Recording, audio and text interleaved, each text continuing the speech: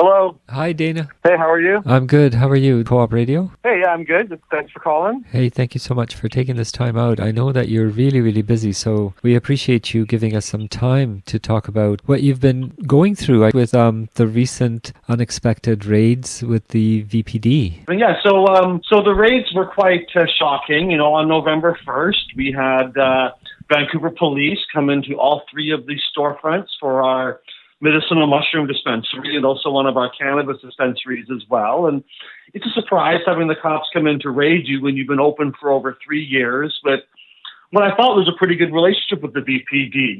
They would come into our main storefront fairly often over the last 3 years because we have video security cameras out front. Right, Dana, just hang on there. Yeah, I know. But just before you go further, I want you to let us know a little bit more about your relationship with the VPD, because it seems to me that you had sort of a quid pro quo or a kind of a relationship, because they were familiar with the store. They, as you said, they had come in. I think some informations might have been also exchanged or some asks from them and things like that. I mean, just can you give us some more context around the relationship between you guys? Well, I wouldn't call it a quid pro quo. Fair enough. Any asks. Fair enough. Okay. I mean, the only thing that the VPD would ask us for is if they could see video footage from our video cameras out front, because sometimes there would be a theft or an assault or some evidence that they wanted to have us help out with. And of course, we're always happy to provide that if they're looking into a real crime or something. We want to help out. And, all the times the police came by or came into our shop over the last 3 years, they never once indicated there was any problem with what we were selling, what we were doing. And certainly in the media, also, the Vancouver police we thought, made it clear that they weren't interested in going after dispensaries like ours, and that they were going to let the city bureaucracy and City Hall deal with us. And of course, we're not the only one. There's over a dozen, probably close to 24 other shops also selling mushrooms in Vancouver. Okay, so I get what you mean.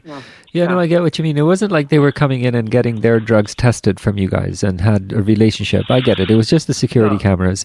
Okay, so fair enough. But there was no indication from them, and let alone you guys have been open for a few years. Yeah, we've been open at 3 years at our main location, and we never had any problems before. And, we do, you mentioned getting your drugs tested, and one of the things that we do is, through my cannabis and mushroom dispensaries, is we fund and create a program called Get Your Drugs Tested, which has become the world's largest and busiest center to get street drugs analyzed for free. We've done almost 60,000 samples in our time, and we just opened a second location today, actually, up on West Broadway near one of our mushroom shops there. Congratulations. This is why I bring it up, because for me, this is a huge community service that you are providing here, especially during a time when, we have this opioid crisis going on and people don't know what's in their stuff. Well, absolutely. And I'm very proud of the work we've done. And, it's not cheap operating a service like this. We've spent well over, at this point, probably $1.5 million running this operation since we started it in 2019, and we're the busiest center in the world. 2019, I had no idea, Dana. Sorry to cut you off there, but I wanted to also say 2019, that's quite a long time. And then if you compare it to what the province has been doing on this issue with stuff like this, I don't see anything that the province has done. Yeah, British Columbia, the government does run some limited drug checking operations. They have a machine down at Insight for a couple of hours a day, a few days a week. And there's one in Victoria where you can drop drugs off and they will analyze them and get your results back a couple of days later. But there's nothing like what we're doing, where we're open 7 days a week, 8 hours a day. You get your results back usually within 10, 15 minutes, unless there's a lineup. And so that's why we're doing about 2/3 of all the drug checking in British Columbia from our one little location there on East Hastings.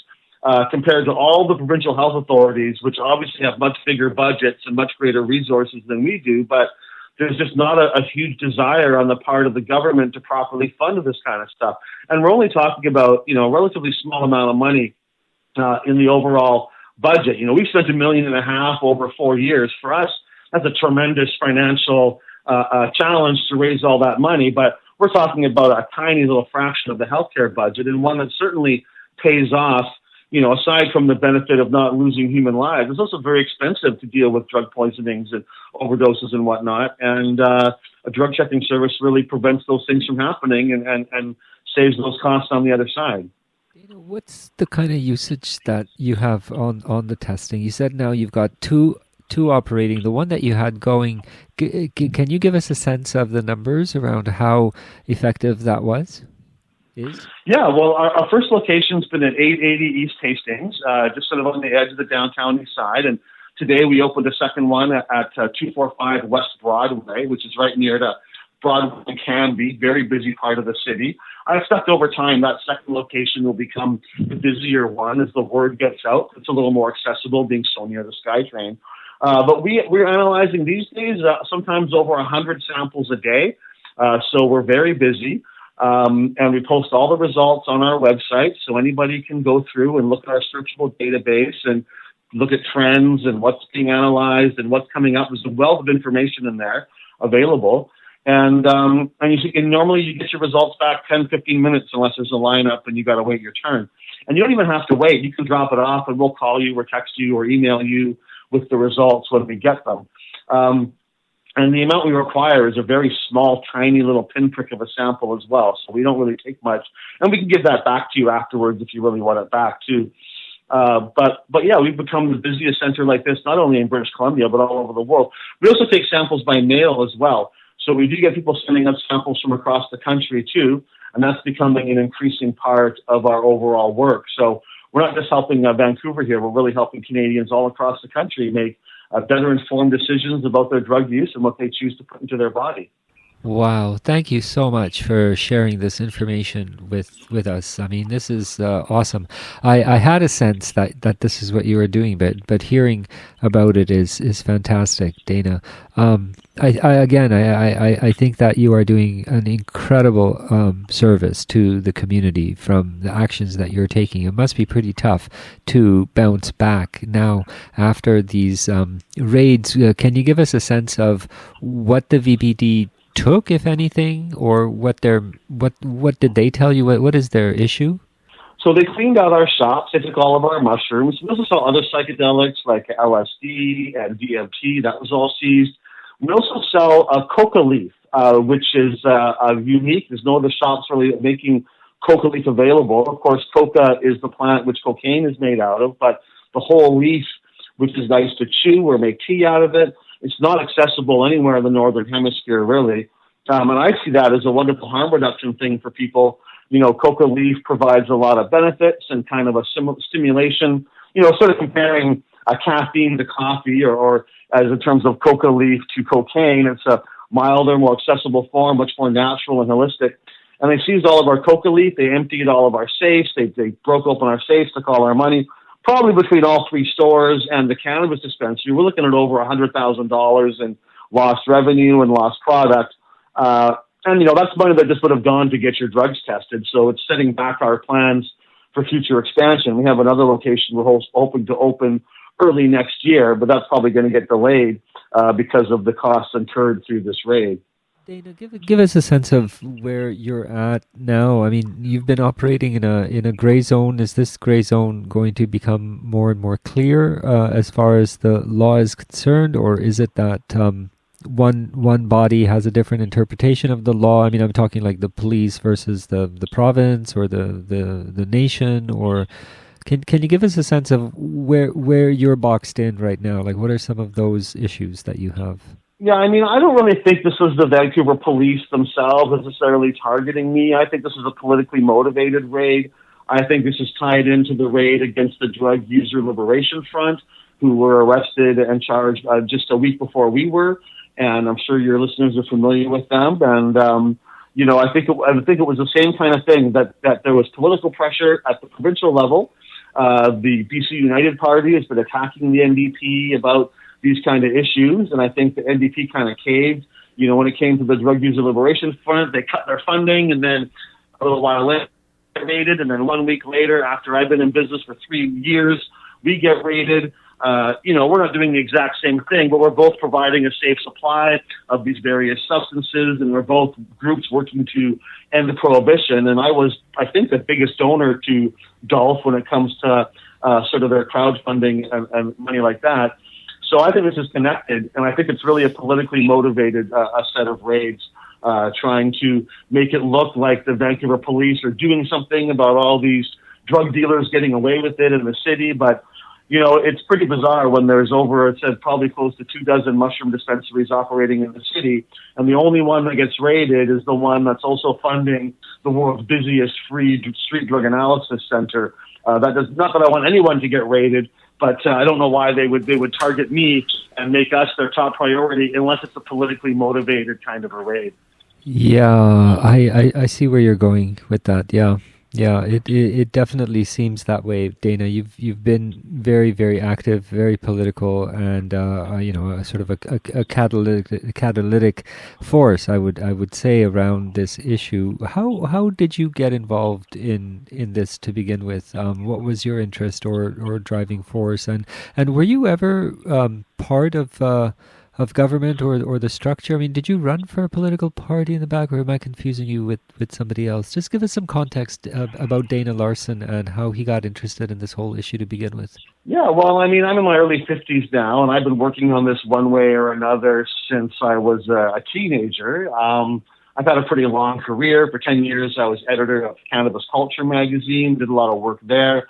I helped found the Canadian Marijuana Party in 2000 and the BC Marijuana Party in 2001, and I ran for office with both of those.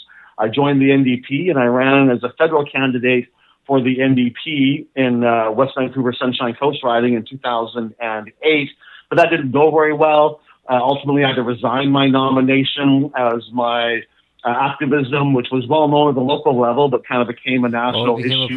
Okay, yeah. Yeah, so I had some challenges in the NDP and everything, and I was a big supporter of Jack Layton. I wasn't really happy how things went with that election, but I also ran for the leadership of the BC NDP in 2011 against John Horgan and Adrian Dix Nicholas Simons. That's right. Toured all around the province. And that actually, I wasn't expecting to win that campaign, but I think it was a good effort to both kind of show the NDP who I am and also to articulate why I felt that drug policy and this kind of issue is really one of the biggest things our party need to focus on and maybe change our tangent on. And, that was 12 years ago, and we've had a lot of deaths and a lot of drug poisonings and a lot of problems since then. So I think I was prescient in that, Definitely, but, Dana. I think you were, absolutely. I remember you and your platform there at that time. So, yeah, definitely you've been a very, very long-standing, committed, on this issue. And again, I think doing just amazing community work, because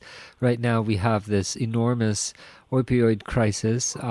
There's a lot of stuff in the stuff, and folks sometimes have no idea. And giving them an opportunity to safely test their stuff is wonderful.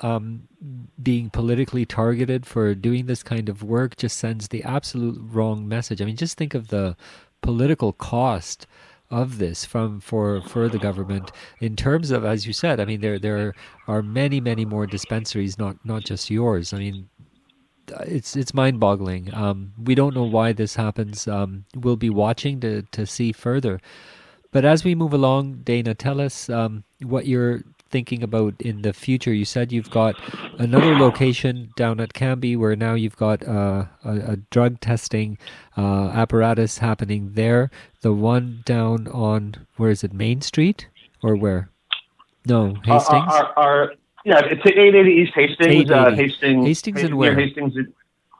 Hastings and Heatley is where the right. Okay. Yeah, or actually, Princess, I guess, is where the Get Your Drug Center Center is, and then just up the street from there, at 651 and 649 East Hastings, we've got our mushroom dispensary, and next door is our cannabis dispensary. The money from those goes to funding Get Your Drugs Tested. Right. We've got two other mushroom locations. One is at 247 West Broadway, near Broadway and Cambie, and then the Get Your Drugs Tested Center is opened right next door to that at 245 West Broadway. But also on South Granville at 8480 Granville Street, opposite the Safeway there. We've also recently opened a mushroom dispensary there as well. Like South Granville, where? Granville and where? Like The 60th? Granville and 70th. Yeah, 70th, actually. 70th. Up by Okay. 70th. Yeah, it's Okay, like across I from know the the Safeway place. there on 70th. Yes. Yeah. It's got a big pink sign, and you'll see us. And I'm hoping to put another Get Your Drugs Tested center into that area as well in the new year. And we're also been trying to get like a mobile lab together. So you've got a truck that we're starting to try to get wrapped. So ideally, we can put a machine into one of these trucks, and then we can drive it around. But all these things cost money. Each one of these machines is over $60,000 to buy. Then you got to pay for staffing and rent and all the other costs. So it's not an easy thing, especially when the police are coming and taking away all your money and all your assets. But we're still committed to expanding Get Your Drugs Tested, and hopefully this raid hasn't set us back too far in our plans for the new year. So, Dana, are there any other kinds of public outreach things that you guys are working on to get more support from folks towards doing the kinds of stuff that you're doing, or is it pretty much the shops this is the model? Well, I mean, I find the business model, I think, is quite revolutionary, because just the act of providing these substances to people is in itself, part of fighting against prohibition, or providing a supply of these things, and then using the profits that you make from that to further social change in ways that aren't designed to be profitable, like doing Get Your Drugs Tested, or also, political lobbying and that kind of thing. What I'm hoping to do in the new year is, if we can get this mobile truck going, is to go on the road and bring it around BC, maybe take it across Canada, and try to first let people know that we exist so that they'll mail in samples in the future, and also to promote this idea that drug checking is something that can be done quite easily by local governments. It doesn't really require federal government changes or big interventions, that it's really a cost-effective measure to prevent deaths and just to prevent additional healthcare costs. And so that's kind of my lobbying plan for the new year. And, we do other we sponsor protests and rallies, and try to give money to causes that are working towards this kind of thing in the background. But, the vast majority of our funding in this kind of effort goes towards the Get Your Drugs Tested program. Right. Dana, and where can listeners get more information? Where's the place that you would point them to? Well, getyourdrugstested.com is the website with all of our information there. And they can also go to mushroomdispensary.com, and we have updates on there as well as information about our stores. But I like to put political news and updates on there as well. And people can follow me on Twitter and Facebook at Dana Larson. There, I tweet a lot, and I post on Facebook pretty regularly. So if you want to keep track of what we're doing, those are some good places to start. Okay, well, Dana, thank you so much for taking this time out, and thanks for the consistency and the courage that you take on the positions that you do and doing this work. It's really important, very needed. Thank you. Well, thank you very much. Ending the war on drugs is one of the greatest issues of our time, and I hope that I can inspire others to also get involved and find ways to make a difference in their own community to end this war that has gone on far too long and claimed far too many lives. Dana, that you have done and you continue to do so. So, rest assured and keep at it. We're following. Well, thanks for having me on, and have a good evening. Thank you so much. You take care. Bye-bye. Hey, bye-bye. Okay, folks, yes, that was the one, the only Dana Larson. You are still listening to Vancouver Co-op Radio, CFRO 100.5 FM, and streaming at www.coopradio.org, broadcasting from the unceded Coast Salish territories. Stay tuned for more programming coming up shortly.